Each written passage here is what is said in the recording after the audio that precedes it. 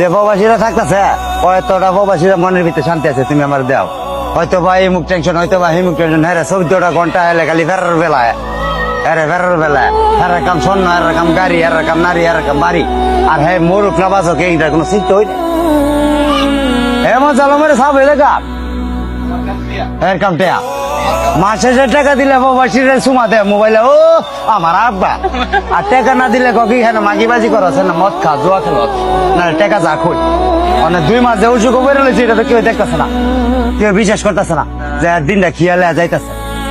হ্যাঁ মাসে যে তুমি মরে যাবো আর টাকা যুক্ত হইব ব্যাংক, বুঝছো?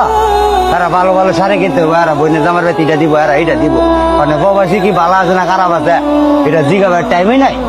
তুমি 10 বছর 8 বছর বিদেশ, 9 বছর 20 বছর করে আইছো, আয়া যা পরিবারে যাই লঞ্চনা যা কামাই আছে সব হেরার প্রতি ডাইলা দিচ্ছ, বাইতেছে বদ্ধ তোমার ওজোরাটা ছাড়া কিছুই নাই। তখন তুমি ফ্যামিলির থেকে কইতেছ আমার প্রেমিকটা কইরা যাচ্ছে একটা, নাহলে আমি শুনলাম কেমনে, তখন গিয়া তোর জীবনে তুই আমরা কি দিছ, তুই যেটা দিছ সেটা সংসারে টেয়ে হয়েছে না, তোরে কি করে জান তোরটা তুই বুঝ। এমন পরিস্থিতি শিকার আমি, নাহলে আমি আজ বিদেশ করে আমার ঘরে উঠে চাল থাকতো না কেন? হ্যাঁ তুমি আর বুঝ দাও, নাহলে আমার টাকা 10 টাকা 5 টাকা আমার টাকা কামাইছি না, আমার টাকাটি কই গেছে, আমার জব দিয়ে দাও। প্রতিটা প্রবাসী আমার মতো ভুল জানে না করে, প্রতিটা প্রবাসী ভাই যাতে কারো কাছে মালিতি না দেয়, প্রতিটা প্রবাসী যার যার গুণ জানা দেয় আতলাই চাই, তাহলে দেশ হয় আমার মতন ভিক্ষা করতে পরিস্থিতি শিকারে। আমি যখন দেশ হয়ে যাও আমি যাবার তুই 7 বছর 8 বছর বিদেশ ফিরাইছো, তুই আসা কি করুক আমাদের দেওয়ালের ঠিক আছে গা।